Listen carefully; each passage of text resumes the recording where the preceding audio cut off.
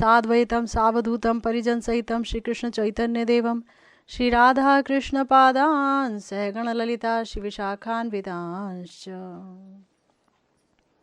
यस्य प्रसादात् भगवत् प्रसादो यस्या प्रसादान्न गतिः कुतोऽपि ध्यायं स्तुवंस्तस्य यशस्त्रिसन्ध्यां वन्दे गुरुः श्रीचरणारविन्दम् नमो महावदान्याय कृष्णप्रेमप्रदायते कृष्णाय कृष्णचैतन्य नाम्ने गौरत्विषे नमः। हे कृष्ण करुणा सिंधु दीनबंधु जगत्पते गोपेश गोपिकाकान्त राधाकान्त नमोस्तुते। तप्त कांचन गौरांगी राधे वृंदावनेश्वरी वृषभानुसुते देवी त्वं नमामि हरिप्रिये। जय रूप सनातन भट्ट रघुनाथ श्रीजीव गोपाल भट्ट दास रघुनाथ। এই ছে গোসাইর করি চরণ বন্দন যাহা হইতে বিঘ্ন নাশ অভীষ্ট পূরণ। वाञ्छाकल्पतरुभ्यश्च कृपा सिन्धुभ्येव च पतितानां पावनेभ्यो वैष्णवेभ्यो नमो नमः। हरे कृष्णा कृष्णा कृष्णा हरे हरे हरे राम राम राम हरे हरे।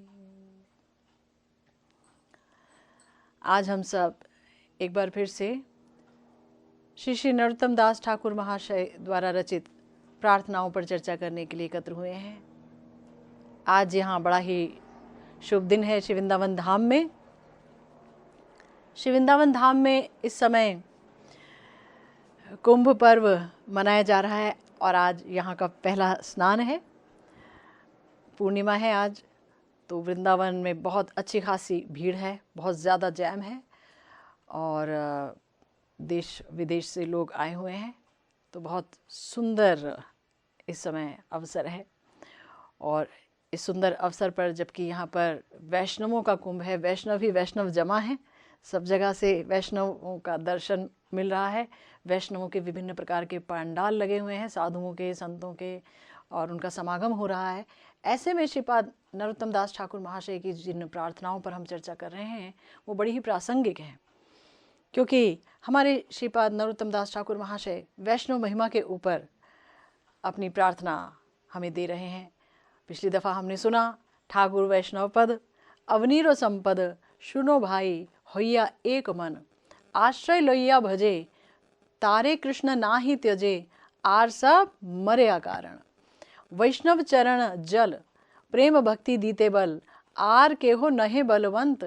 वैष्णव चरण रेणु मस्तके भूषण विनु आर नहीं भूषणेरो अंत।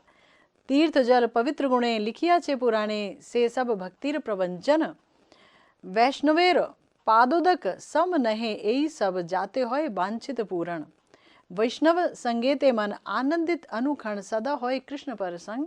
दीन नरोत्तम कांदे हिया धैर्य नाही बांधे मोर दशा कैनो होइलो भंग।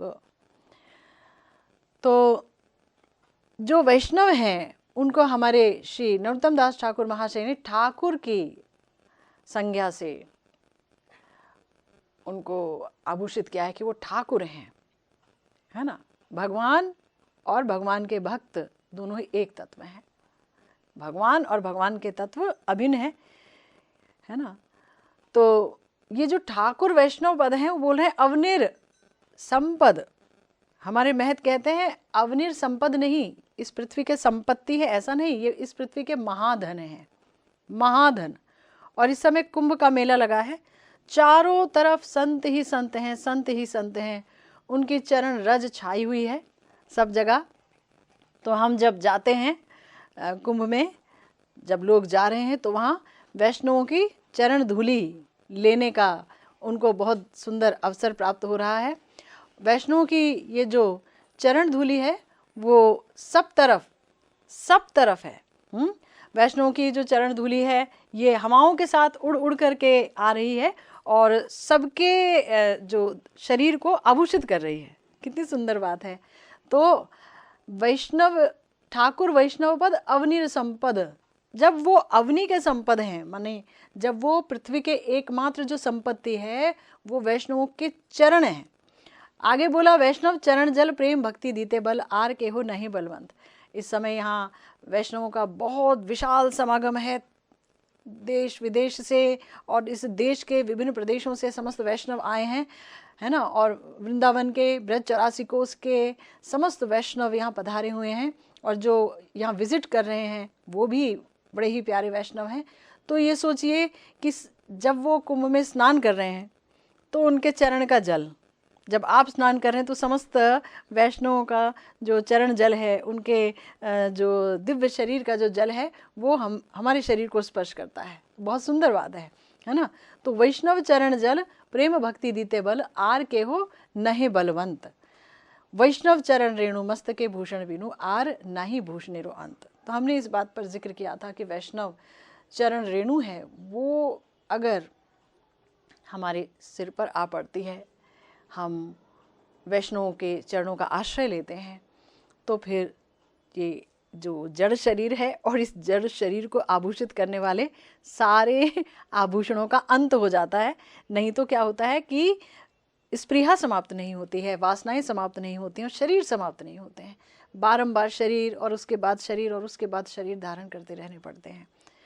तो पिछली दफ़ा हमने ये चर्चा की थी, हमारे श्रीपाद नरोत्तम दास ठाकुर महाशय ने जब ये बताया कि वैष्णव पद वो जो है बहुत ज़्यादा महत्वपूर्ण है, तो हमारे प्यारे गुरुदेव ने सुधा कणिका व्याख्या में ये कहा कि वैष्णवों की परिभाषा क्या है। श्री हरि भक्ति विलास में वैष्णवों के लक्षण जो बताए थे, एक बार फिर से उसको कहेंगे कि जो वैष्णवी दीक्षा लेकर विष्णु सेवा परायण हुए हैं वो है वैष्णव। पहली तो यहाँ पर जो पहला मापदंड है वो है वैष्णवी दीक्षा लेना, वैष्णवी दीक्षा लेना, है ना। दीक्षा जब कोई ले लेता है उसके बाद ही उसकी भजन क्रिया वास्तव में प्रारंभ होती है, जैसे कि श्रीपाद रूप गोस्वामी जी ने कहा, है ना, हमारे समस्त आचार्यों ने कहा। इसलिए दीक्षा लेने के बाद ही वस्तुतः वो जो हम शिक्षा ले रहे हैं वो हमारे ऊपर कार्य करने लगती है, क्योंकि अब हमारी भजन क्रिया प्रारंभ हुई श्री गुरुदेव के अनुगत्य में। तो पहली बात, जो वैष्णवी दीक्षा लेकर विष्णु परायण हुए हैं, किसने कहा, यहाँ पर बोला गृहीत विष्णु दीक्षा को विष्णु सेवा परो नरहा, है ना। और जो अतिशय हर्ष या विपद आने पर भी एकादशी व्रत नहीं त्यागते, ये दूसरी बात थी। और तीसरी बात थी कि जो समस्त जीवों के प्रति सम बुद्धि रखते हैं, किसी में दोष नहीं देखते, अदोषदर्शी।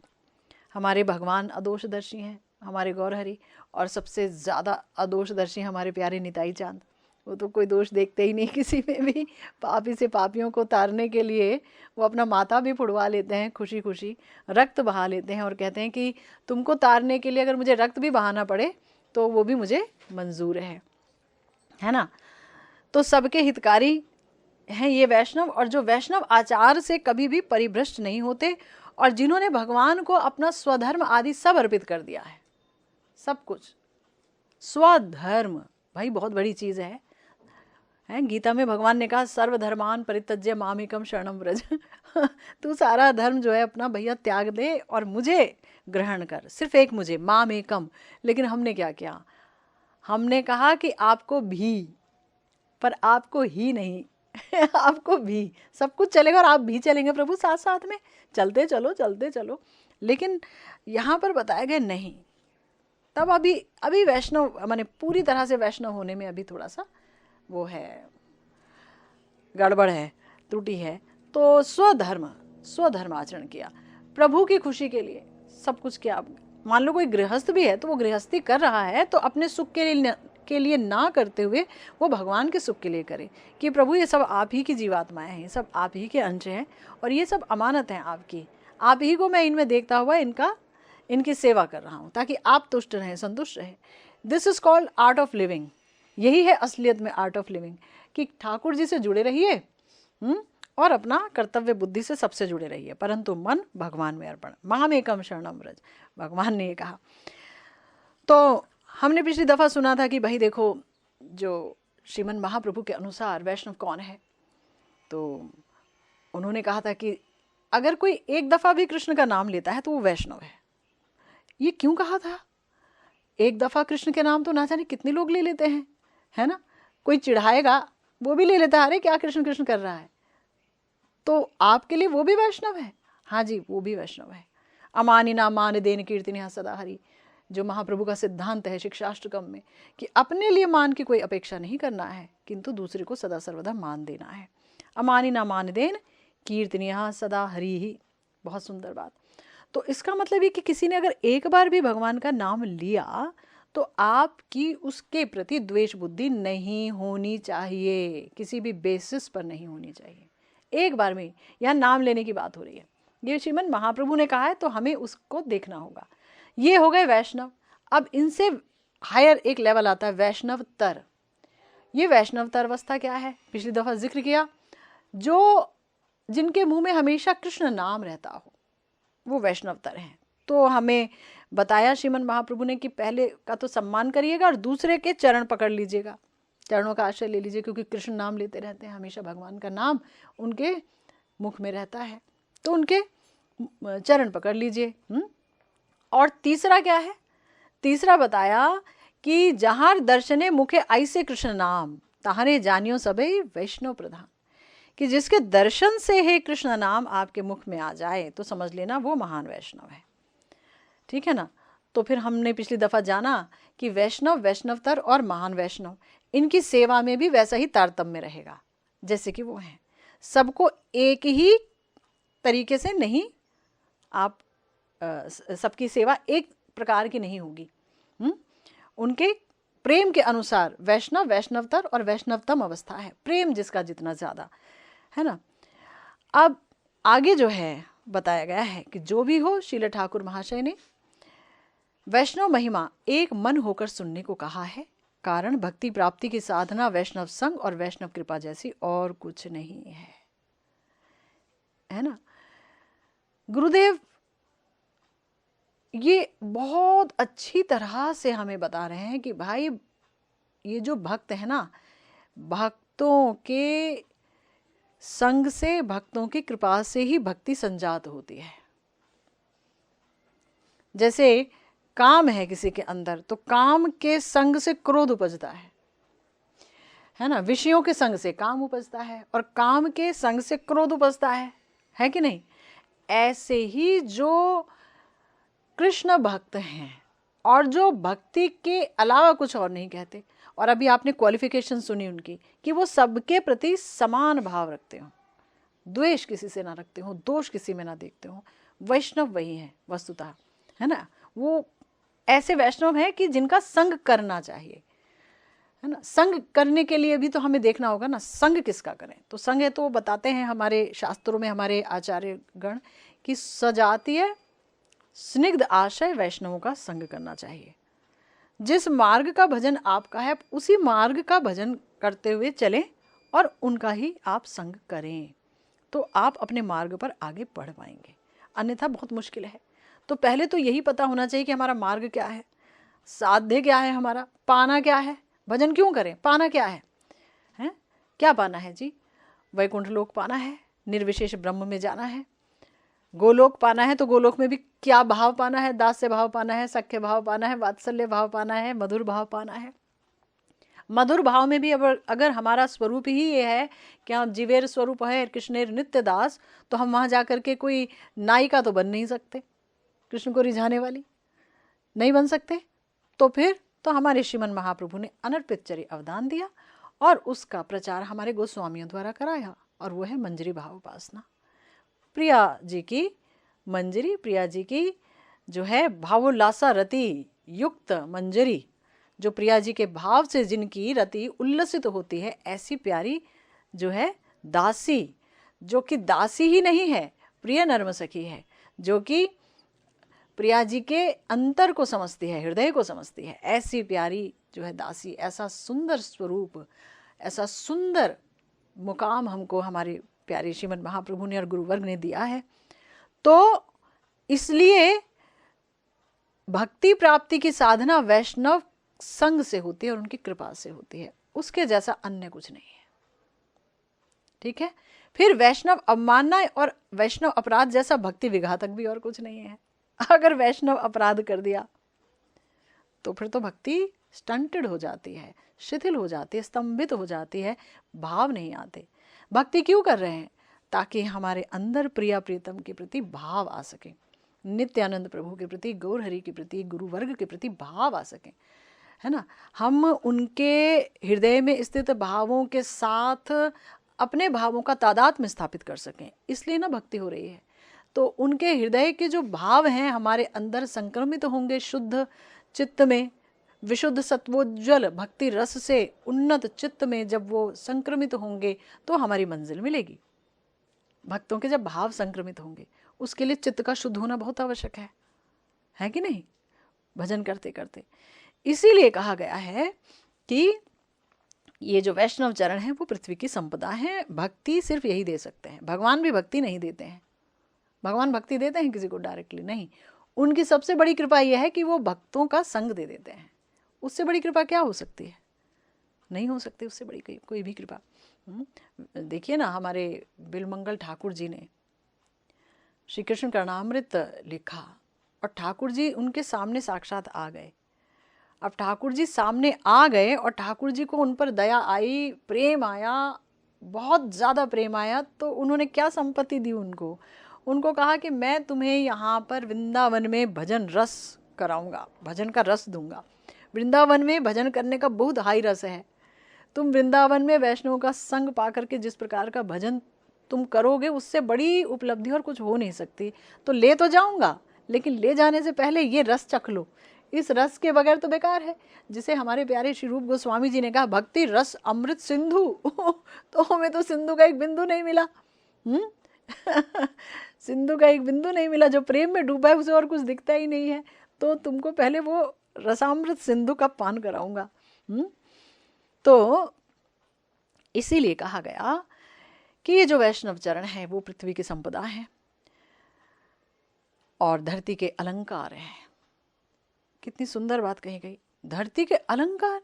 धरती भी आभूषित होती है, धरती भी गहने पहनती है।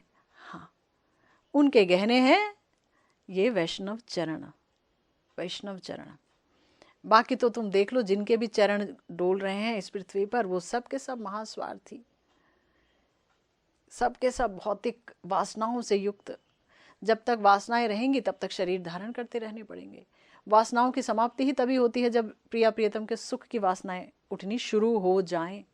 पर उसके लिए बहुत निर्मल चित्त की आवश्यकता है, और उस निर्मल चित्त के लिए भजन की आवश्यकता है, और उस भजन के लिए कृपा की आवश्यकता है, और उस कृपा के लिए वैष्णव संघ की आवश्यकता है, वैष्णव सेवा की आवश्यकता है ना। तो इसीलिए वैष्णव चरणों को यहाँ पर पृथ्वी का संपद कहा गया, अलंकार कहा गया है। गुरुदेव कहते हैं कि उनके श्री चरण स्पर्श से पृथ्वी के सभी विघ्न दूर होते हैं, परम मंगल होता है, इसीलिए वो अवनिर संपद कहे गए हैं। चरण स्पर्श से पृथ्वी के विघ्न दूर होते हैं। पृथ्वी भी बेचारी भार महसूस करती है ऐसे लोगों का कि जो भगवान का भजन नहीं करते। और देखो कितना क्या नहीं करते, पृथ्वी पर खनन चलता रहता है। खनन चलता रहता है कि नहीं चलता? ठाकुर जी के समय में कहाँ पर इतनी गाड़ियाँ थी बताओ? थी कोई गाड़ी थी क्या पेट्रोल से चलने वाली, डीजल से चलने वाली? कोई गाड़ी नहीं थी। बैलगाड़ी थी। बैलगाड़ी थी कि नहीं? सिंपल लाइफ था और हाईएस्ट थिंकिंग था। सिंपल लाइफ थी, बैलगाड़ी में बैठते थे, चलते थे। कहीं कोई झंझट नहीं, कहीं कोई ट्रैफिक जैम नहीं, कहीं कोई दूर की यात्रा नहीं जाना, सब आराम से अपना भजन करते थे।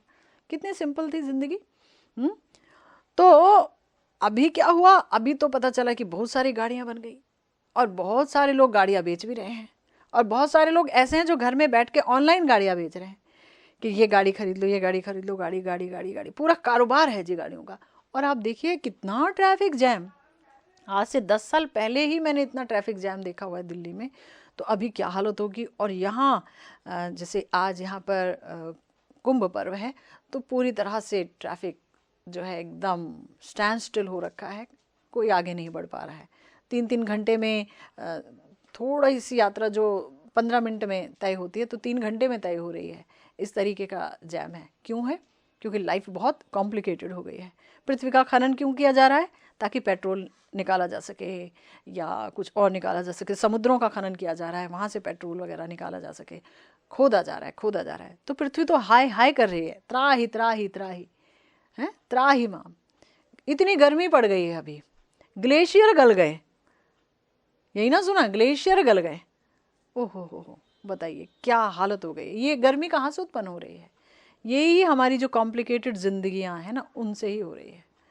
ये जो धुआं है, ये सब कुछ, तो पृथ्वी भी तो त्राही त्राही कर रही है। तो इसे पृथ्वी के हृदय पर शीतलता कौन रखते हैं? वो जो महामंत्र बोलते हैं या भगवान का कोई भी नाम बोलते हैं, जब वो लोग चलते हैं तो उनके चरण रेणु से पृथ्वी को शीतलता मिलती है, वो प्रसन्न होती हैं, इसलिए वो अवनीर संपद है। श्री हरि भक्ति सुधोदय में कहा गया है, बहुदोत्सार्यते हर्षाद विष्णु भक्तस्य नृत्यतः पदभ्याम भूमिर्दिशोः क्षिभ्याम दोर्भ्याम बाह मंगलम दिवाह। बड़ी सुंदर बात कही गई। विष्णु भक्त वैष्णवों के नृत्य के समय उनके चरणों से पृथ्वी का, जब वो नाचते हैं, विष्णु भक्त वैष्णव, वैष्णव माने विष्णु भक्त, कृष्ण भक्त, श्री राम भक्त, श्री नृसिंह भक्त, श्री वामन भक्त, श्री राम जी, तो इनके जो भक्त हैं जब वो नाचते हैं तो उन नाचते समय उनके चरणों से पृथ्वी का, और नेत्रों से चारों तरफ देखते हैं तो चारों दिशाओं का, समस्त दिशाओं का, और भुजाओं से जब भुजाओं को उठाते हैं तो स्वर्ग का अमंगल दूर होता है। स्वर्ग में भी अमंगल है। मतलब भक्त इतने इम्पोर्टेंट हैं सबके लिए। भक्तों की क्या इम्पोर्टेंस है। हमारे श्री नरोत्तम दास ठाकुर महाशय और हमारे प्यारे गुरुदेव जो भक्तों की महिमा देखिए कितने सुंदर तरीके से बता रहे हैं। ऐसे में अगर कोई भक्त द्रोह कर बैठे तो कह रहे हैं कि भाई उससे भयंकर और कुछ भी चीज नहीं है। फिर कहते हैं, आश्रय लैया भजे कृष्ण तारे नाही त्यजे आर सबे मरे अकारण। जो ऐसे वैष्णवों का आश्रय ले लेता है और भगवान का भजन करता है, चूंकि वैष्णव का आश्रय लिया, हमने अपने गुरुदेव का आश्रय लिया, गुरुवर का आश्रय लिया, तो बोलते हैं कि नहीं, अब श्री कृष्ण उनका त्याग नहीं कर सकते। भाई मैं खुद जाऊं उनके पास, प्रभु मुझे संभालो, मैं आपके पास आई हूँ, तो प्रभु कहेंगे कौन हो तुम, मेरे पास क्या करने आई हो? मैंने तो भक्त छोड़ रखे हैं अपनी पृथ्वी पर, तुम उनके पास जाओ। तो वो समझाएंगे कि मैं कौन और तुम कौन, ये माया क्या, मैं आपके पास आई हूँ तो क्या मांगने आई हो? तो 90% लोग तो मांगने ही आए हैं। धाम में भी अगर आ रहे होते हैं, परिक्रमा कर रहे होते हैं, तो बहुत सारे लोग, वहाँ 90% नहीं कहूँगी, क्योंकि धाम में जब लोग आते हैं तो बहुत सारे लोग तो इसलिए आते हैं कि चलो हम दर्शन कराएं और परिक्रमा कराएं ताकि हमारी भक्ति बढ़े। लेकिन जो भौतिक जगत से आ रहे होते हैं वो भक्ति के लिए नहीं भी आ रहे होते हैं, वो अन्य चीज़ों के लिए आ रहे होते हैं। तो फिर वो तो भक्तों का आश्रय लेकर के तो भजन नहीं कर रहे होते हैं। भक्त ही तो बताएंगे कि भगवान से कुछ मांगते नहीं हैं, उनके सुख के अलावा और कोई वासना नहीं उठनी चाहिए। श्री रूप गोस्वामी जी ही तो बता रहे हैं कि कृष्ण इतर वासना अगर उठी अन्य अभिलाषिता शून्यम ज्ञान कर्माद्यनावृतम। जब वो बता रहे हैं कि कृष्ण अनुशीलन जो आप करोगे वो अन्य अभिलाषाओं से शून्य होकर के करोगे। अन्य अभिलाषाओं से अगर विद्ध है भक्ति तो वो शुद्ध भक्ति नहीं है, और अन्य अभिलाषाएं तो छाई रहती हैं। तो इसीलिए कहा यहाँ पर गुरुदेव ने कि जो लोग वैष्णव चरणों का आश्रय लेकर भजन करते हैं, कृष्ण उन्हें कभी नहीं त्याग सकते। वैष्णव चरण आश्रय को छोड़ और किसी के लिए भक्ति पथ का आश्रय संभव नहीं, इसीलिए उन्हें अकारण ही बारंबार जन्म मृत्यु के कवल में जाना पड़ता है। अगर कोई सोचे कि मैं अपने दम पर भजन कर लूंगा, बाकी लोग क्या करते हैं, हरिनाम ही तो करते हैं, लाओ जी हम भी लेते हैं माला और हरे कृष्ण हरे कृष्ण हरे कृष्ण। तो कभी भी किसी जन्म में प्रेम नहीं उत्पन्न होगा, और बिना प्रेम के प्रिया प्रियतम का माधुर्य नहीं समझ आएगा, है? बिना प्रेम के हमारी गति ही नहीं होगी, सेवा में रुचि ही नहीं होगी, सेवा सुख ही नहीं मिलेगा, प्रेम तो होगा ही नहीं। तो आश्रय लेकर के अगर भजेंगे तो प्रेम आएगा, और जब प्रेम आएगा तो कृष्ण उसका त्याग कर ही नहीं सकते। प्रेम के वश में है ना जनार्दन, भाववश जनार्दना। तो इसीलिए कहा कि अगर कोई भगवान के भक्तों का चरण आश्रय नहीं लेता है तो वो फिर भक्ति नहीं कर पाएगा। इसका मतलब वो बारंबार आएगा जाएगा, मृत्यु के पथ पर आता रहेगा, जाता रहेगा। आदि पुराण में भगवान श्री कृष्ण ने अर्जुन जी से कहा, ना में भक्त जना पार्थ, में भक्ताश्च ते जना। कहते हैं, मद भक्तानांच ये भक्तास्ते में भक्तमा मतः।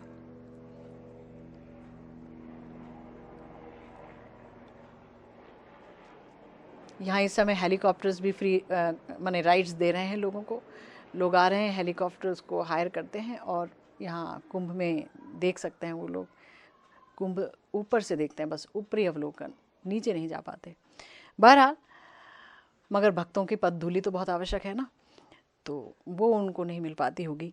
बहरहाल, आदि पुराण में श्री कृष्ण अर्जुन जी से कह रहे हैं कि हे पार्थ, जो लोग केवल मेरे भक्त हैं वे मेरे भक्त नहीं, मेरे भक्तों के भी भक्त हैं और वे ही मेरे श्रेष्ठ भक्त हैं। कह रहे हैं कि जो मेरे भक्त हैं, जो केवल मेरे भक्त हैं और मेरे भक्तों के भक्त नहीं हैं, मेरे भक्तों को कुछ नहीं मानते, भक्तों से कुछ लेना देना नहीं है, तो भगवान कह रहे हैं वो मेरे भक्त नहीं है, मैं उन्हें स्वीकारता नहीं। सिंपल, बहुत बड़ी बात कह दी है आदि पुराण में ठाकुर जी ने। और कई जगह बोली है, भगवान शिव ने बोली है, श्री कृष्ण तो बार बार बोलते हैं। तो बोलते हैं कि वो मेरे भक्त नहीं, परंतु जो मेरे भक्तों के भक्त हैं वे ही मेरे श्रेष्ठतम भक्त हैं। मेरे भक्तों के जो भक्त हैं, मेरे भक्तों से प्रेम करते हैं। क्यों प्रेम करते हैं? क्योंकि तुम ठाकुर जी से प्रेम करते हो।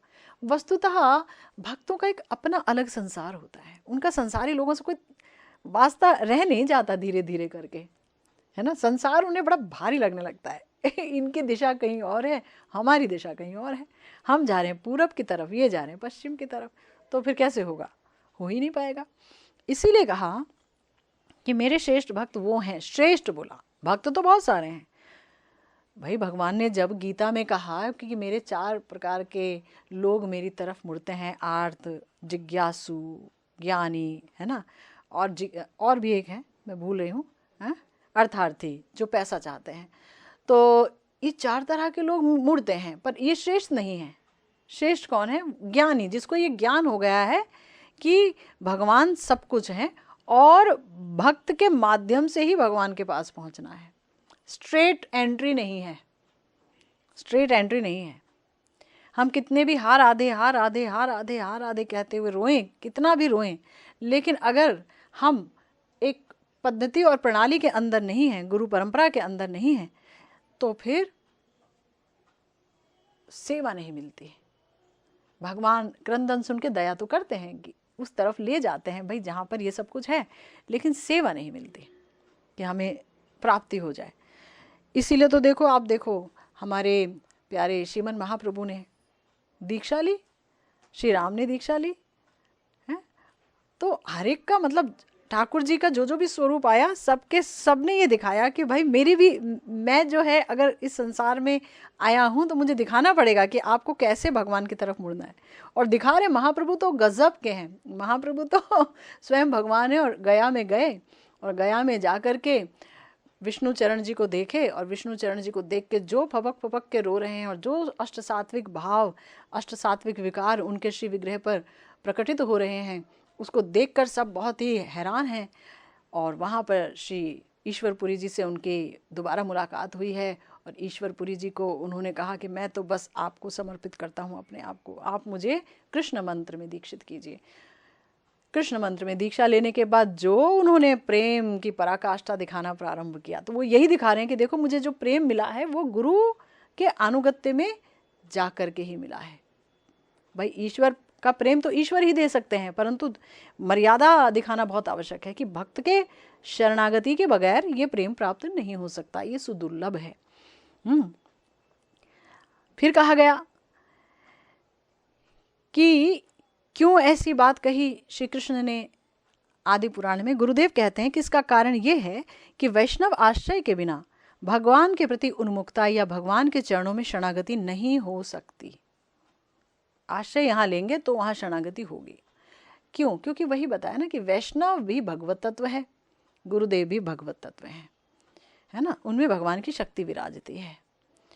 आगे बताया पद्म पुराण में क्या कहा गया, रसायनमयी शीता परमानंद दायिनी नानंदयति कम नाम वैष्णवाश्रय चंद्रिका, कि वैष्णव आश्रय रूपी चंद्रिका किसे आनंद नहीं देती। वैष्णव आश्रय रूपी चंद्रिका किसे आनंद नहीं देती। अब भाई हम यहाँ देखो, हम लोग साथ बैठे हुए हैं, हम लोग हरि कथा सुन रहे हैं, प्यारे गुरुदेव के वाणी का अनुगत्य कर रहे हैं, रसास्वादन कर रहे हैं, कितना आनंद आ रहा है बताइए। पृथ्वी पर इससे बड़ा आनंद कुछ हो सकता है क्या? यही आनंद है कथामृत। ठाकुर जी की जो कथा है वो भी ठाकुर जी हैं, उनका जो नाम है वो भी ठाकुर जी हैं, उनके जो भक्त हैं वहाँ भी ठाकुर जी हैं। कहाँ नहीं है ठाकुर जी? उनका धाम है वो भी ठाकुर जी हैं। तो कितना रसास्वादन है। इसीलिए रसायनमयी बोला गया, रसायनमयी, कि वैष्णव आश्रय चंद्रिका रसायनमयी है। रसायन माने कि अमृतमयी है, अमृतमयी, हृदकर्ण रसायनम, अमृतमयी है, चेंजेस ला देती है। रसायन क्या करता है, केमिकल्स क्या करते हैं, चेंज हो जाते हैं ना, चेंजेस लाते हैं। हमारे हृदय में जाएंगे तो चेंजेस आ जाएंगे, बदलाव आ जाएगा, ठाकुर जी के चरणों के प्रति शरणागति आ जाएगी। तो इसीलिए यहाँ कहा गया कि वैष्णव आश्रय रूपी चंद्रिका किसे आनंद नहीं देती। जैसे कि मान लो कोई जेठ की दोपहरी में, ज्येष्ठ मास है, अभी भी बहुत गर्मी पड़ने लगी है, जैसे जून है तो जून के समय में बहुत गर्मी पड़ती है, बहुत। तो इंसान सारा दिन थका हारा आए और उसके बाद वो रात को, मैं पुराने ज़माने की गाँव की और ऐसे समय की बात कर रही हूँ जब लोग एसी आश्रय नहीं थे, जब वो छत आश्रय थे, और छत पे अपना बिछौना बिछाया और लेटे, और चंद्रमा की जो ठंडी ठंडी शीतल शीतल किरणें हैं उन्हें बहुत आनंद देती। सूर्यदेव को नहीं देख पा रहे हैं उस समय, प्रखर किरणें हैं, लेकिन चंद्रमा को देख रहे हैं और चंद्रमा को देख करके बहुत आनंदित हो रहे हैं। मन आनंदित हो जाता है। चंद्रमा मन का प्रतीक है, एस्ट्रोलॉजी में चंद्रमा मन का प्रतीक है ना। तो चंद्रमा जो है, चंद्रमा की जो किरणें हैं वो मन को शांति देती हैं। तो इसीलिए कहा गया कि वैष्णव आश्रय रूपी चंद्रिका किसे आनंद नहीं देती, वह रसायनमयी है, अर्थात भव रोग नाशनी है, भव रोग नाशनी है। हमारा सारा सबसे बड़ा रोग ही भव रोग है। शरीर के रोग नहीं है रोग, कुछ भी भव रोग है। ये जो वासनाएं, ये जो इच्छाएं, अनंत इच्छाएं हैं ना हमारे हृदय में, जो तरंगे मारती हैं, कभी अपने लिए, कभी अनात्म वस्तुओं के लिए, शारीरिक लोगों के लिए, इनका ये हो जाए वो ऐसा कर पाती, इसका वो हो जाता है, उसकी जो बेटी और उसका बेटा, इसका चाचा, इसका ताऊ, ब्ला ब्ला ब्ला ब्ला ब्ला। ये कितनी वासनाएं हैं। हम अकेले आए थे, अकेले जाना है, पर बहुत सारा संसार कर लिया तो ठीक है, मन भी उसमें निवेशित कर दिया, यहाँ गलती हो गई। मन निवेशित ना होता, पर मन निवेशित हो गया। बहरहाल ये भवरोग नाशनी है और शीता है। वैष्णव आश्रय रूपी जो चंद्रिका है शीतल है और त्रिताप ज्वाला को सुशीतल करती है, परम आनंददायिनी है। सिर्फ शीतल कर दे, ठंडक मिल जाए तो हो गया, तब भी बहुत है, लेकिन नहीं, कुछ प्रदान भी करती है। क्या? परम आनंद।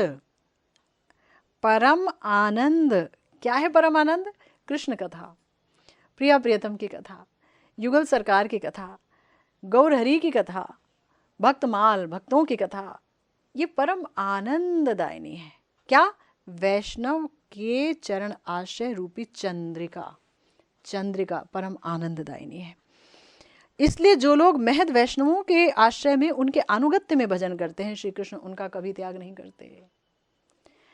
आश्रय लैया सेबे से ही कृष्ण भक्ति लाभ है, ये पाठ भी मिलता है। इसमें वैष्णव सेवा से कृष्ण भक्ति प्राप्ति की बात कही गई है कि भाई आप वैष्णवों की सेवा कीजिए तो बहुत बड़ा मेवा मिलता है। और वो क्या है मेवा? जिस भक्ति को सुदुर्लभा कहा गया है, कृष्ण भक्ति, उससे सुदुर्लभ कोई चीज ही नहीं है। हमारे शास्त्रों में बताया गया कि कृष्ण भक्त जो है ना, वो बहुत मुश्किल से मिलता है कोई। वो निष्काम होते हैं, परम शांत होते हैं। ऐसा निष्काम कृष्ण भक्त बहुत मुश्किल से मिलता है ना, बहुत मुश्किल से। तो इसलिए बोला कि अगर कोई वैष्णव सेवा करेगा तो उसे कृष्ण भक्ति मिलेगी ही मिलेगी। श्रीमद् भागवतम कहती हैं 11वें स्कंध में, यथोपश्रयमाणस्य भगवंतम विभावसुम शीतम भयम तमोप्येति साधुन समसेवतस्तथा। श्री कृष्ण कहते हैं, हे उद्धव, हे उद्धव, जैसे अग्नि के आश्रय में, बहुत इंपॉर्टेंट श्लोक है और बहुत सुंदर श्लोक है, मुझे बहुत अच्छा लगता है श्लोक, बड़े ध्यान से सुनो इसका मतलब। कहते हैं देखो, अगर किसी ने अग्नि का आश्रय ले लिया ठंड में, जंगल में, कोई जंगल में है, अंधकार है जंगल में, और अग्नि मिल जाए उसे, हैं, तो बोल रहे हैं कि जैसे अग्नि के आश्रय में पहले तो ठंड दूर होगी, जिससे मरा जा रहा है वो ठंड, दूसरा फिर डर दूर होगा क्योंकि रोशनी हो गई ना, चारों तरफ दिख रहा है, अग्नि, विशाल अग्नि जला ली, चारों तरफ दिख रहा है कौन जानवर आ रहा है कौन नहीं, और अंधकार भी नष्ट होगा, अंधकार भी नष्ट होगा, उजाला हो गया, भय भी दूर हुआ कि मेरे पास अग्नि है, कोई भी आएगा तो आग ऐसे पकड़ करके डाल दूंगा, ठीक है ना, अग्नि है, और शीत, ठंडक दूर हुई। ऐसे ही साधु सेवा से, बहुत ध्यान से सुनिए, साधु सेवा से कर्मों की जड़ता समाप्त होती है, संसार का भय समाप्त होता है, और अज्ञान विनष्ट होते हैं। ओम अज्ञानतिमिरान्धस्य ज्ञानांजन शलाकया चक्षुरुन्मीलितं येन तस्मै श्री गुरुवे नमः। हमारे जो अज्ञान से भरी हुई जो आंखें हैं, उनको जो खोलते हैं और दृष्टि की शक्ति देते हैं, है ना, ज्ञानांजन शलाकया, ज्ञान का काजल एक शलाका में लगा के हमारी आंखों में लगा देते हैं और हमें सब दिखने लगता है। कहते हैं ना, जिसकी आंखों में खराबी आ रही है तो कोई इफेक्टिव सुरमा लगा लीजिए तो फिर आंखें खराब नहीं होंगी। तो यहाँ ज्ञान का अंजन शलाका पे लगा करके जो गुरुदेव हमको लगा देते हैं और हमें सब कुछ दिखने लगता है, सब कुछ ठीक ठीक दुनिया का स्वरूप समझ आने लगता है। तो वो अज्ञान नष्ट हो जाता है वैष्णव और गुरुचरण का आश्रय लेकर के। साधु सेवा से कर्मों की जड़ता समाप्त हो जाती है। हम जो एक कर्म के चक्र व्यूह में फंसे हुए हैं ना, कर्म कर्म कर्म कर्म कर्म, ये कर वो कर, ऐसा कर वैसा कर, कर्म कर्म, ये जड़ कर्म, जड़ कर्म खत्म हो जाते हैं साधु सेवा से। क्यों? मनुष्य तो एक पल के लिए भी निष्कर्मा नहीं हो सकता, गीता बोलती है। लेकिन श्री कृष्ण कह रहे हैं कि निष्कर्मा नहीं रह सकता, लेकिन अगर वही कर्म यानी कृष्ण भक्ति का स्वरूप ले ले, सुबह आप अगर प्रसाद बना रहे हो, भोग बना रहे हो, वो कृष्ण के लिए बना रहे हो, उनकी संतुष्टि के लिए, प्रिया प्रियतम की संतुष्टि के लिए बना रहे हो, उनके सुख के लिए बना रहे हो, आप महाप्रसाद खा रहे हो, उनका अधरामृत पान कर रहे हो, और एक दूसरा आदमी अपने लिए बना रहा है, मेरी बेटी को ये बहुत पसंद है, मेरे बेटे को ये पसंद है, हम ऐसे करके बना रहे हैं, तो वही भाव मिलेगा। और ठाकुर जी को क्या पसंद है, हम उनके लिए बनाएंगे तो वो भाव मिलेगा। और जब हम खाएंगे उसी भाव से, हमारे प्रिया प्रियतम ने इसे चखा है, उस भाव से खाएंगे तो वही फल मिलेगा। भाव का खेल है सारा का सारा। तो इसलिए यहाँ कहा कि कर्म की जड़ता समाप्त हो गई। अब सुबह से लेकर रात तक जो कर्म हो रहा है वो ठाकुर जी के लिए हो रहा है, प्रिया प्रियतम के लिए हो रहा है। कर्म की जड़ता समाप्त हो गई, जड़ कर्म समाप्त हो गए। और दूसरी बात क्या, संसार भय समाप्त हो गया। अब संसार भय तो वासनाओं से ही होता है ना, वासनाएं जितनी रहेंगी हृदय में, संसार का भय उतना ही रहेगा, आएगा, संसार में आना पड़ेगा। और तीसरा, अज्ञान नष्ट हो जाते हैं।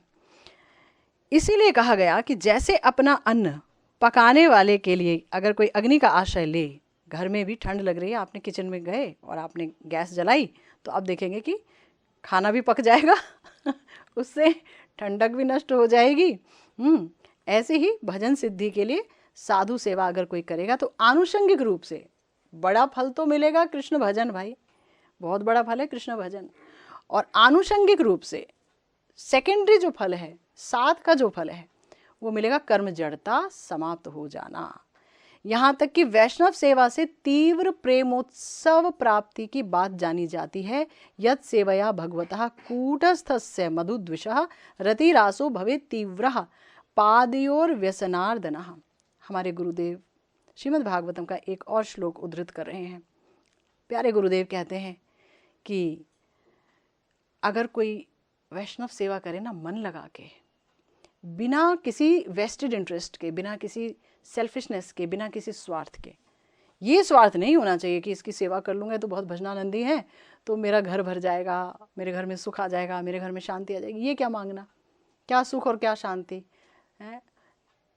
पता नहीं अनादिकाल से हम ऐसे जड़ीय सुख को भोगते चले आ रहे हैं और कितनी बार देह धारण कर रहे हैं। असन्नपि क्लेशत आस देह, हमारे शास्त्र कहते हैं कि जितनी बार हम देह धारण कर रहे हैं हम वस्तुतः दुख ही भोग रहे हैं। तो क्या हम, ये आत्मा कहाँ जाएगी, इसको तो देह का सहारा चाहिए। तो हमारे शास्त्र हमें कहते हैं कि भाई पार्षद देह है आपके लिए, पार्षद देह की प्राप्ति हो सकती है भजन करेंगे। जिस भाव का भजन होगा उस भाव के पार्षदत्व की प्राप्ति होगी और उसी भाव के गुरुदेव का अनुगत्य भी लेना होगा।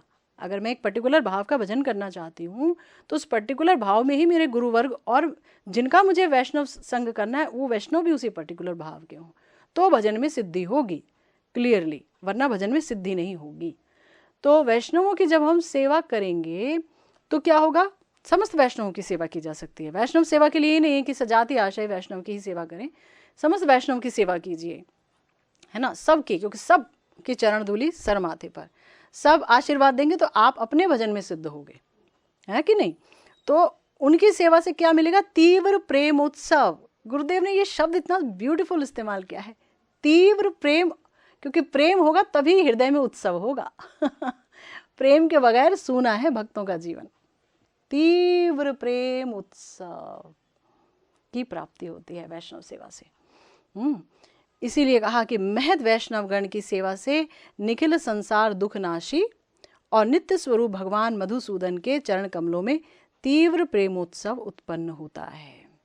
भगवान मधुसूदन श्री कृष्ण है ना, वो हमारे संसार से संबंधित सारे दुखों के नाश कर देते हैं, संसार से विरक्ति दे देते हैं। यही सबसे बड़ी बात है, विराग हो जाएगा, विरक्ति हो जाएगी तो दुख समाप्त। मोह से ही सारे दुख हैं, मोह खत्म दुख भी खत्म। तो मोह हो जाएगा भगवान में, प्रिया प्रियतम में, गुरुवर्ग में मोह हो जाएगा और यहाँ का मोह समाप्त हो जाएगा, तो दुख समाप्त हो गया। और भगवान के चरणों में क्या हो जाएगा, प्रेम। नित्य ठाकुर जी नित्य स्वरूप श्री भगवान मधुसूदन के पाद पद्मों में तीव्र प्रेमोत्सव की प्राप्ति हो जाएगी। आर सब मरे अकारण, जो वैष्णव चरण कमलों का आश्रय नहीं लेते वे बारंबार जन्म मरण आदि से भरी संसार दशा प्राप्त करते हैं। बड़ा ही सुंदर श्लोक है श्रीमद् भागवतम के 10वें स्कंद में, बहुत ही सुंदर श्लोक है जिसको गुरुदेव ने उद्धृत किया है हम लोगों के लिए। यस्यात्म बुद्धि ही कुणपे त्रिधातु के स्वधि कलत्रादिषु भौम इज्जधि यत तीर्थ बुद्धि सलिले न कर हिचित जनेषु अभिघेषु स एव गोखरा। बड़ा सुंदर श्लोक है, इस पर हमारा कई बार इस पर चर्चा हो चुकी है। कह रहे हैं कि देखो बड़ा सुंदर है, वायु पित्त कफ आदि दूषित मृत्यु तुल्य देह में जिसकी आत्मबुद्धि है तो वो क्या है, वो व्यक्ति गाय और गधे के जैसा है। आत्मबुद्धि किसमें करनी है, आत्मा में। मैं आत्मा हूं, ये तो फर्स्ट परिचय है। पर भगवान के साथ जब गुरुदेव ने संबंध स्थापित कर दिया तो जिस भाव का संबंध है मैं वो हूं। अगर हम लोगों का संबंध हमारे प्यारे गुरुदेव ने स्थापित किया हुआ है, जैसे कि आप प्रिया जी की दासी हो, बस राधा जी की चरण की दासी हो आप, तो बस मैं वो हूं, मैं वो हूं। वो जो एकादश भाव गुरुदेव ने दिए वो सारे के सारे भाव युक्त मैं हूं। मेरा संबंध बस वही है और कुछ नहीं है, यही मैं हूं। ये सोचते सोचते चिंतन करते करते और उसी स्वरूप में प्रिया प्रीतम की सेवा करते करते वो भाव पुष्ट होते होते होते फलित हो जाता है ना। बड़े ही सुंदर सुंदर दृष्टांत हैं इसके श्रीमद् भागवतम में। हमारे श्री चैतन्य चरितामृत में श्रीमद् महाप्रभु ने भी यही बोला है। श्री रघुनाथ दास गोस्वामी जी को कभी इस पर भी चर्चा करेंगे, जब मंजरी भाव की चर्चा होगी हमारे आने वाले कार्यक्रमों में तो उस पर चर्चा करेंगे। बहरहाल यस्यात्म बुद्धि कुणपे त्रिधातु के, कि जिसकी ये 3 धातुओं वाले शरीर में आत्मबुद्धि हो जाए वो गाय गधे पशु के समान है। यानी कि ये जो शरीर है, ये जो दिख रहा है, ये मैं नहीं हूँ। जब कोई पूछता है आप कैसे हो, आप ठीक हो, तो फिर सोचना पड़ता है कि वो किसकी बात पूछ रहा है। इस बॉडी की बात पूछ रहा है तो जा रही है, अब इस उम्र में ये कहाँ ठीक होगी, ये तो घटती चली जाएगी ना, कुछ ना कुछ एक पुर्जा, एक यहाँ ढीला तो एक पुर्जा वहाँ ढीला, तो कभी कुछ ढीला तो कभी कुछ ढीला, जब तक चला दे शरीर में। ये तो एक जैकेट है, एक पैकेट है एक पैकेट है कि नहीं है पैकेट, बताओ। तो तो उसमें आत्मबुद्धि करना माने मूर्खता है, मूर्खता के सिवा कुछ नहीं है। तो आप कैसे हो, इसका मतलब ये है कि मैं ये पूछना चाह रही है कि आप अपने स्वरूप अवस्थित हो ना, आपने अपने आप को पहचान लिया ना कि आप कौन हो, खुद को देख लिया ना कि आप कौन हो, आपने अपने स्वरूप में अवस्थित होकर के खूब अच्छे से प्रिया प्रीतम की सेवा करते हो ना, बॉडी में तो नहीं फंसे हुए हो ना। आप कैसे हो, इसको ऐसे मतलब लो, आप कैसे हो ये पूछना चाह रही है ना ये बॉडी से संबंधित तो कोई बात ही नहीं है, बॉडी तो मैं हूं नहीं। फिर आगे बोला, स्वधि कलत्रादिषु भौम इज्जधि, कि स्त्री बच्चों में जिनकी आत्मीय बुद्धि है, ये दूसरी खतरनाक पहलू है। खुद को तो भूल ही जाता है, एक गृहस्थन जो है, जो बेचारी गृहिणी है, जो वो तो अपनी बॉडी को भूल ही जाती है, वो तो 24 घंटे आँख खोलती है और आँख खोल के शुरू हो जाती है, आज संडे है, अरे बनाऊँ उसके लिए, उसको वो पसंद है वो बनाऊँ, नहीं तो जान खा जाएगा, आज संडे उसके लिए बनाऊँ, पति जी घर पे हैं, कुछ तो अच्छा खिलाना पड़ेगा। बेचारी सुबह दोपहर के 2 बजे तक उसका नाश्ता तक नहीं होता, वो लगी रहती है किचन में, आ जा आ जा आ जा, ठीक है ना, वो करती है, क्या करे, करना पड़ता है। लेकिन अगर वो उनमें आत्मीय बुद्धि रख करके कोई करेगा, आत्मीय कि ये मेरे ही तो हैं, ये मेरे हैं और मैं इनकी हूँ, यही तो मेरे हैं, बस फिर भगवान कहते ठीक है भाई, यही रहेंगे तुम्हारे, इनके शक्लें बदलती रहेंगी हर जन्म में कभी हम कौवे बन गए तो हमारे पास कौओं वाले बच्चे आ जाएंगे, कभी हम कुत्ते बन गए तो हमारे पास पिल्ले पिल्लियाँ आ जाएंगे, तो बस वो रूप चेंज होता रहेगा, वो मेरापन रहेगा तो इसीलिए बोला स्वधि कलत्रादिषु भौम इज्जधि, कि जिसकी स्त्री पुत्र आदि में आत्मीय बुद्धि है, तो वो क्या है, फिर से बताया, वो व्यक्ति गाय गधे के समान है। गो खरहा, गो माने गाय और खरहा माने गधा। फिर बोला साधारण देव प्रतिमा में जिसकी पूज्य बुद्धि है, यानी वो भक्तों को नहीं जानता, भक्तों को नहीं पूजता, भक्तों की सेवा नहीं करता। साधारण देव प्रतिमा में जिसकी पूज्य बुद्धि है, कि पूजनीय तो यही है, भक्त आ गए, द्वार पे आ गए तो भक्तों को प्रणाम भी नहीं करता, वो सोचता है, भक्तों को जो है कई बार जाति के उसमें देख लेता है। सबसे पहले तो यही बात है, मैंने बहुत पढ़ लिया, बहुत बहुत बहुत अध्ययन किया, और ये कंक्लूजन है उस चीज़ का कि भक्तों में तो जाति बुद्धि करना नरक जाने के लिए टिकट है। आप भक्तों में जाति बुद्धि नहीं कर सकते कि ये जो भक्त है फला फला जात का है, और अगर भक्त ने कह दिया, सोच लिया कि मैं फला फला जात का हूं, तो इसका मतलब है कि उसने बहुत बड़ी भूल कर दी। जाति पाति नहीं चलती भक्तों में। आप अगर कृष्ण के हो गए, दीक्षा ले ली, आप कृष्ण के ही हैं, ठाकुर जी के हैं, आप और किसी के नहीं है, सीधी सी बात है। तो इसलिए बोला कि साधारण देव प्रतिमा में पूजित बुद्धि और जल में तीर्थ बुद्धि है। तीर्थ क्या है, तीर्थ कौन है, भगवान के भक्त तीर्थ हैं, वो जहाँ भी रहते हैं सब कुछ भगवतमय करते चलते हैं, पवित्र करते चलते हैं, हरि नाम लेते चलते हैं, संकीर्तन करते चलते हैं, कथा बोलते चलते हैं, क्रंदन करते चलते हैं, तो वो हैं तीर्थ, है ना, और वो हैं पूज्य। और बोला किंतु अभिज्ञ भक्तों के प्रति जिसकी प्रीति वाली बुद्धि नहीं है, यानी भक्तों को जो अपना नहीं समझता, और बाकी ये सारी चीज़ों में युक्त है कि जल तो है, तीर्थ बुद्धि। अभी देखिए यहाँ पर जो है यमुना जी जो है वो तो वाकई महान तीर्थ है, प्रिया प्रियतम की केली होती है वहाँ पे, हमेशा क्रीड़ाएँ होती हैं यमुना जी में। तो वहाँ कोई चला गया और वहाँ पर उसने स्नान तो कर लिया, लेकिन बाकी जो वैष्णव हैं उनके प्रति उसके हृदय में बहुत ज़्यादा नफरत हो, द्वेष हो, अरे हटो यहाँ से, अरे तू कैसे पहले आ गया, हटना यहाँ से, मार पीट हो, धाड़ दो, तो फिर क्या स्नान करने का फ़ायदा है, सब बेकार हो गया, आपने जो किया धरा वो ज़ीरो हो गया। इसलिए बोला कि अभिज्ञ भक्तों के प्रति जिसकी प्रीत्यास्पद बुद्धि है, जो भगवान के जानकार भक्त हैं, है ना, जो भगवान को अच्छे से जानते हैं, भजन करते हैं, जो भक्तों को समझता नहीं, अपना प्रीत्यास्पद बुद्धि नहीं है, अभिज्ञ भक्तों के प्रति जिसकी प्रीत्यास्पद बुद्धि नहीं है, तो वो व्यक्ति गो गर्दभ के तुल्य है, ये जानना होगा। फिर कहते हैं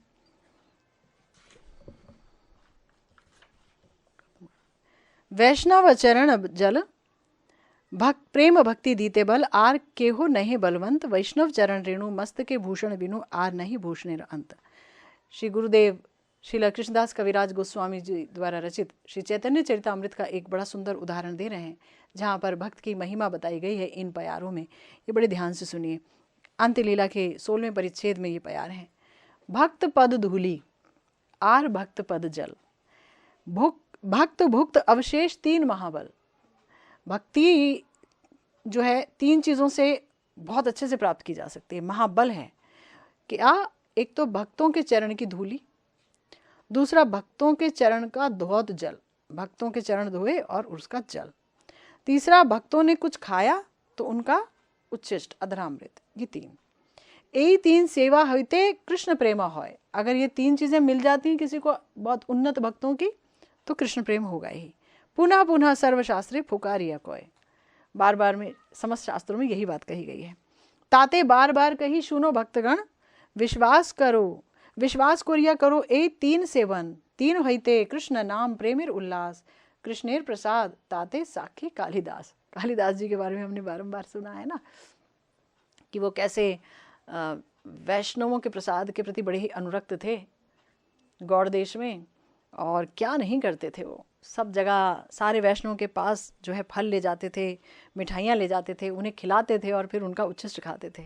और जो कोई नहीं खाता था तो जानते थे कि ठीक है ये कुछ तो फेंकेगा अपना उच्छिष्ट कूड़े में, तो छुप जाते थे, तो कूड़े में से निकाल के खा लेते थे और फिर नाचने लगते थे कृष्ण प्रेम से। तो किसी को भी श्रीमद महाप्रभु ने अपना चरण धौत जल नहीं दिया, पर उनको 3 बार पिला दिया। पी पाए। पिछली दफ़ा हमने इस पर चर्चा की थी, तो अभी रिपीट नहीं करूँगी। तो श्री वैष्णव के श्री चरणामृत और अधरामृत में परम निष्ठावान श्री कालिदास राय ने नीलाचल में दूसरे को अलभ्य, यानी किसी को नहीं देते थे श्रीमन महाप्रभु अपना चरणामृत। ऐसा श्रीमन महाप्रभु का श्री चरणामृत उन्हीं के सामने 3 अंजलियां भरकर पान किया। महाप्रभु बोलते थे गोविंद जी को, जरा देखना मैं अपने चरण धो रहा हूँ, कोई जल ना ले ले उसका। मना करते थे, नहीं कोई ना ले।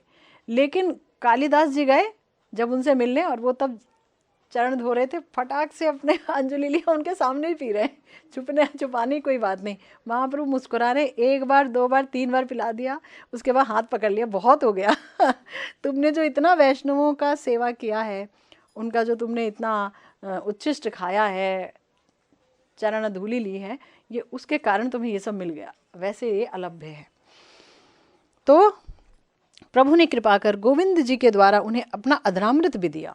ये तो था चरणामृत, अधरामृत भी भेजा नीलाचल में कालिदास राय के लिए।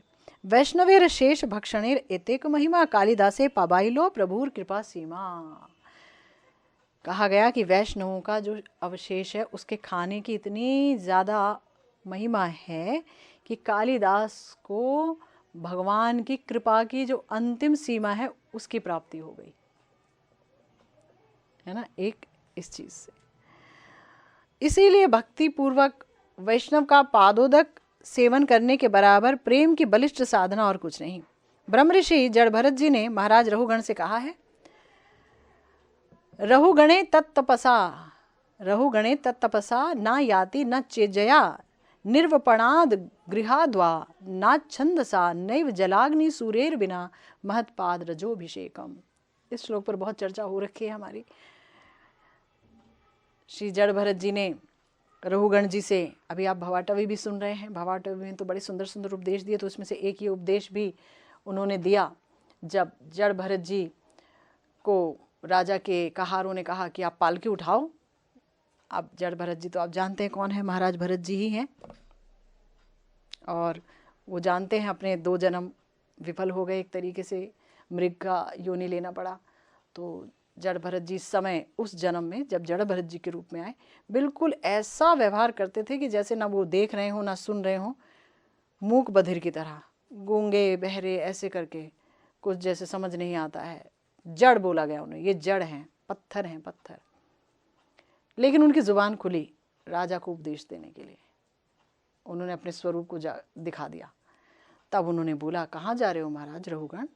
तो जा रहे हैं कि भाई अभी ज्ञान लेने जाना है ऋषि के आश्रम में। तो बोल रहे महाराज, महदगण की चरण रज से अभिषिक्त हुए बिना तपस्या बेकार है।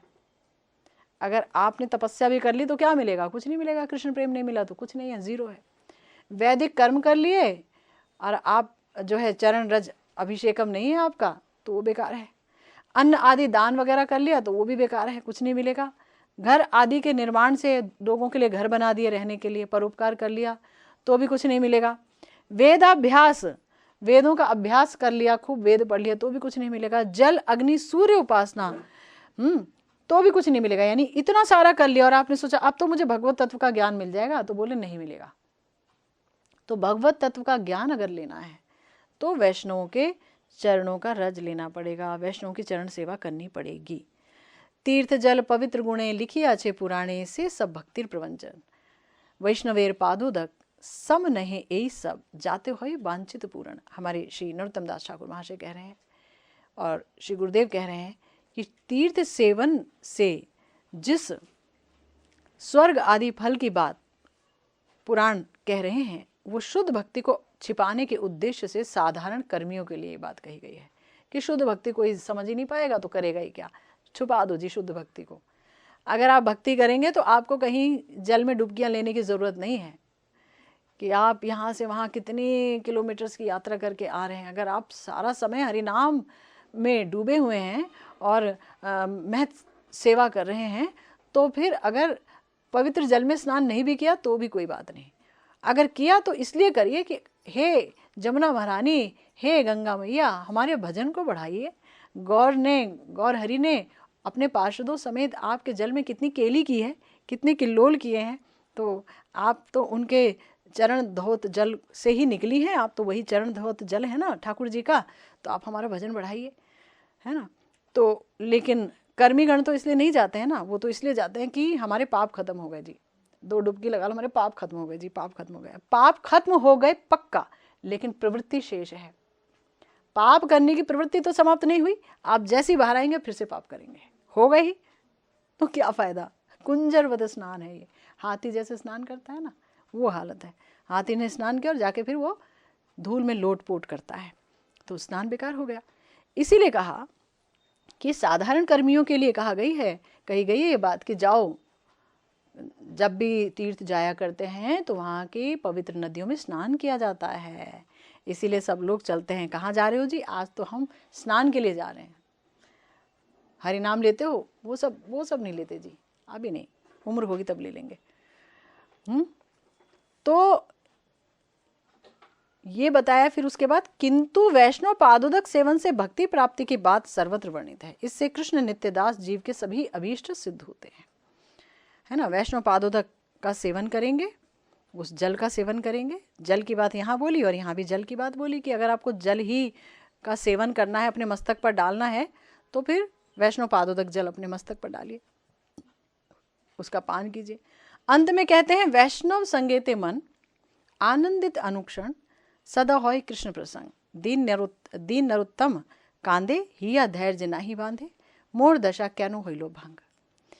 जो वीतराग भजन निष्ठ साधु महात्माओं के दर्शन और संग से संसारी मनुष्य का भी विषय वासना दुष्ट मन निर्मल होता है, भजन संपदा प्राप्त कर मन आनंदित होता है। ये समस्त शास्त्रों में निर्विवाद रूप से घोषणा की गई है ये बात, कि जो भजन निष्ठ हैं, जो ना किसी से दुश्मनी करते ना करते हैं प्रेम जिस हृदय में प्रिया प्रियतम का प्रेम बस जाएगा, फिर उस हृदय में कुछ और बसाने का जगह नहीं रहता है। अगर प्रिया प्रियतम का प्रेम बस गया, ठाकुर जी का प्रेम बस गया, तो फिर वहाँ अन्य किसी का प्रेम आ नहीं पाएगा और किसी से दुश्मनी भी नहीं होगी, है ना, दुश्मनी भी नहीं होगी, जीवों पर कृपा होती रहेगी। तो इसलिए बोला कि अगर इनका संग मिल जाए या इनका दर्शन मिल जाए, दर्शन से भी बड़ी कृपा हो जाती है, और संग से तो बात ही अलग है। तो संसारी मनुष्य जो है ना, जो पूरा संसार में डूबा है, उसका चित्त भी निर्मल हो जाएगा, विषय वासना शून्य हो जाएगा, वो भजन संपदा प्राप्त करके वो आनंदित हो जाएगा। साधु संग सर्वशास्त्रे कहे लव मात्र साधु संगे कृष्ण भक्ति लभ्य होय, ये बोला गया श्री चैतन्य चरितामृत में। तो ऐसे महत के संग में क्या मिलेगा हमें? हम क्यों महत संग करें? कृष्ण प्रसंग मिलेगा। वो श्री कृष्ण के अलावा अन्य कोई चर्चा सुनना नहीं चाहते, करना भी नहीं चाहते, कोई दूसरी बात वो नहीं सुनना चाहते कि तुम्हारे घर में क्या हुआ, उधर क्या हुआ, न्यूज़ में क्या चल रहा है, समाज में क्या चल रहा है, संसार में क्या चल रहा है, उन्हें कोई मतलब नहीं। उनका संसार तो एक ही जगह है, ठाकुर जी और ठाकुर जी के भक्त, ठाकुर जी का धाम है ना। बस वो उनकी जो स्वाभाविक बात भी है वो हरि कथा होती है। गुरुदेव लिख रहे हैं स्वाभाविक बात, जो आपके स्वभाव से कोई बात निकली।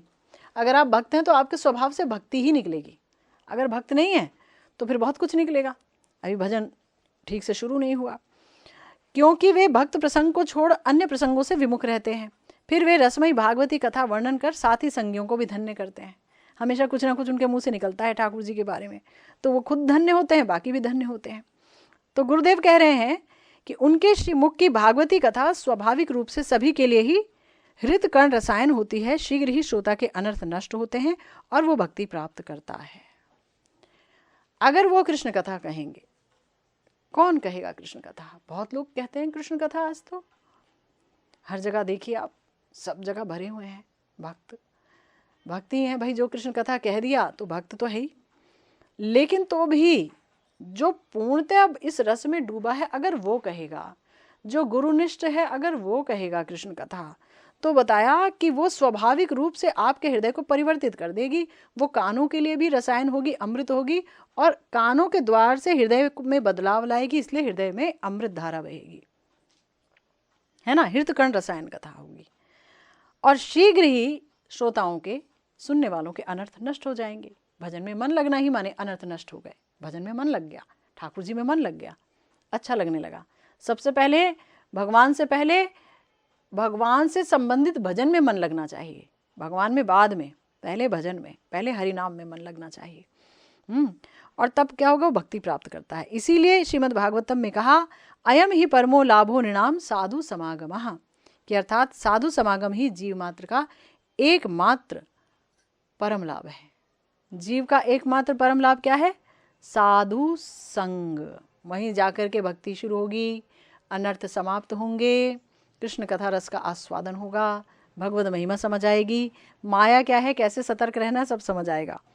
श्रील ठाकुर महाशय वैष्णव संघ की महिमा का स्मरण करते हुए रोते रोते कहते हैं कि हाय, ऐसे महत संघ के अभाव में मेरा धैर्य जाता रहा, मैं वैष्णव संघ से वंचित हुआ, ना जाने ऐसी मेरी क्यों दुर्दशा हुई। नित्य सिद्ध परिकर हैं श्री नरोत्तम दास ठाकुर महाशय, निताई चांद ही समझ लीजिए, स्वयं आ गए और जगत को शिक्षा दे रहे हैं। बहुत प्यारे परिकर श्रीपाद रामकृष्ण, श्रीपाद कविराज जी, रामचंद्र कविराज जी, वो उनके संगी, श्री निवासाचार्य जी के शिष्य रामचंद्र कविराज जी, उनके परम संगी। दोनों में क्या कृष्ण कथा होती थी, क्या मेल होता था, क्या कृष्ण रसास्वादन होता था। वो चले गए इनको छोड़ करके, गुरु आज्ञा पा करके श्री वृंदावन धाम, और वृंदावन में आकर उनका शरीर छूट गया। और इस बात को, इस वेदना को भुला नहीं पा रहे हैं श्री नरोत्तम दास ठाकुर महाशय, इसलिए अपने लिए बहुत ही बड़ा खेद व्यक्त कर रहे हैं। तो बहरहाल ये थी आज की प्रार्थना पर आपके लिए चर्चा, हमारे लिए। हम सब ने रसास्वादन किया। आगे भी गुरुदेव वैष्णव के प्रति एक विज्ञप्ति पर चर्चा करेंगे जो श्रीपाद नरोत्तम दास ठाकुर महाशय लिख रहे हैं, और इस पर हम लोग जो है विचार विमर्श करेंगे, गुरुदेव के वाणी का रसास्वादन करेंगे, अगर श्रीमन महाप्रभु ने चाहा तो। फिलहाल आज की भागवती चर्चा यहीं विश्राम लेती है। जय जय श्री राधे श्याम, श्री गुरु निताई गौर सीतानाथ प्रेमानंदे, हरि हरि बोल।